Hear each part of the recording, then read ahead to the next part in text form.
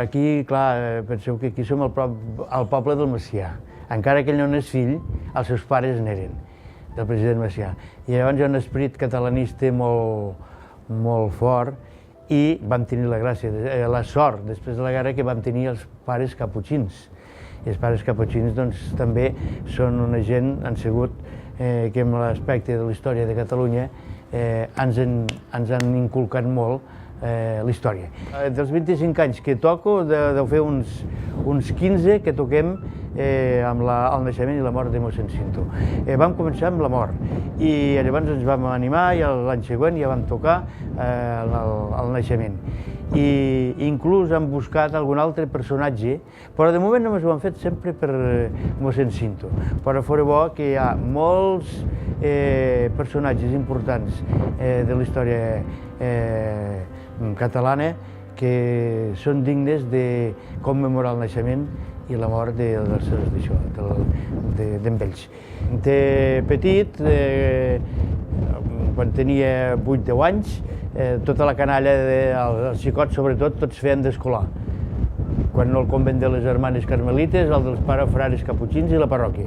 Jo era d'aquí de la parròquia, va arribar un moment que era el més gran i es va morir el campaner que hi havia, que era un senyor gran. I el rector d'aquell moment ho va tindre molt aviat arreglat. Diu, com que ho saps fer tot, com el Mir, el que es havia mort, doncs ho fas igual, et pagarem com amb ell i mentrestant en buscarem un de gran. I això vaig començar als 12 anys i ho vaig fer fins als 16. I a partir d'aquí em van ensenyar, al tenir 3, em van ensenyar a tocar els tocs d'abans de la guerra. I, bueno, llavors ho vaig deixar als 16 anys i ara en fa 26 que el regidor de Cultura que hi havia sabia que jo en sabia de tocar, el campanar estava ja adormit, no el tocava ningú, i em va dir a veure si li podem donar vida a un campanar com aquest tan maco, i va ser que ens en vaig enredar i el vam netejar, el vam posar en condicions.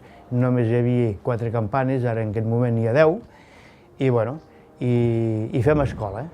Fem escola i ens ho hem agafat d'una manera per... El motiu principal és no abandonar el patrimoni arquitectònic, cultural i artístic que tenim, que a Catalunya tenim un patrimoni amb campanars i de campanes fabulós. Bueno, ara de campaner és vetllar el campanar, tindre el net, que les campanes toquen amb una central electrònica i llavors, clar, hi ha molts tocs que estan gravats i programats. Però, per exemple, quan hi ha una defunció, està gravada però no està programada, perquè, clar, no és per programar la mort d'un difunt.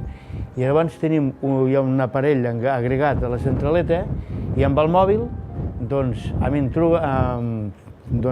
truquen i em diuen a tal hora, o demà, per exemple, a l'hora que sigui, hi ha un enterrament.